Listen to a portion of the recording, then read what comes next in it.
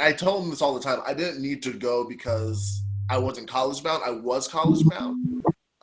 I didn't have a lot of friends, and like I just didn't have a lot of social push or capital. And I was like really shy and kind of like in my shell, and I really just wanted to be a part of the club so I can, I guess, become a stronger human being. You know, I always knew I wanted to go to art school. Like that was the I was 10. I knew I wanted to go there. Um, but I just really wanted to be a part of something. And so being a part of the Ever Forward Club, I think I just learned how to speak up. I learned how to take criticism.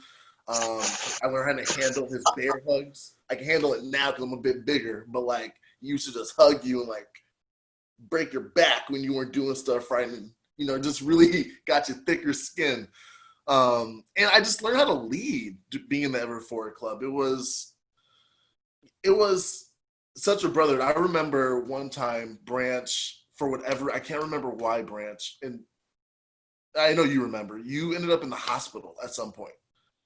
Um, I think it was my senior year, and it was like mid school day, and myself and the president of the Everforth Club at the time, Eduardo, called everyone together, like quick emergency meeting, and like everybody gathered from the Everforth Club, and we sat on the benches, and we just like in the moment came up with a plan to mob to the hospital to go see Branch, and like everyone pulled up to my house in all their cars, and we all just drove to Kaiser, and we all just like in a big old group came up and just started loving on Branch, because that's just the type of teacher he is. And I think the reason why I'm a teacher right now, largely in part, is because of Branch and how I want to have that level of impact.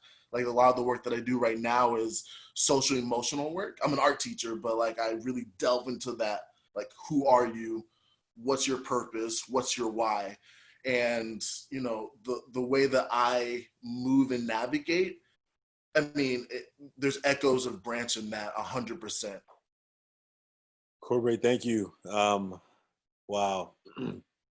I didn't I didn't know that was coming, but when Eduardo, when Corbrae talked about coming to the hospital, Erica was there, Eduardo I think was there, Corbrae. What I remember is I think I had just hit a limit. I don't think I ever knew my limit. I think I don't think I've ever been that scared before. Like in front of my students, trying to hold the space for them.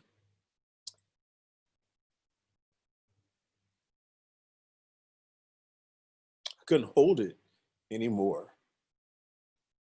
I was exhausted. And like a couple hours later, I don't remember everything that was happening. I remember I hearing, "We're looking for our teacher." And I was like, who was that yelling in the hallway? That voice sounds familiar. And I remember like saying, I remember saying, it sounded, I thought, I didn't know who it was, but I recognized the voice. I said, "I'm in here." Because I think they were arguing with the nurses. They didn't want to let them in. And they just mobbed in my room. And I'm like, "What are y'all doing here?" They're like, "We came to see you." I'm like, "What? What are you doing?" And then I remember like telling them like we had this fundraiser the next day because we had a bowl-a-thon coming up, I think 2 days later. And they were like, "The bowl-a-thon's already canceled." I'm like, "You can't cancel a bowl-a-thon. That's how we're going to raise money for all these lunches. Like, what are you talking about?" And they were like, "Branch, the bowl-a-thon is canceled. Just let it go. You need to worry about getting better."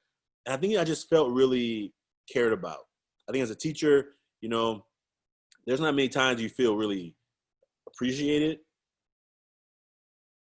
cared about.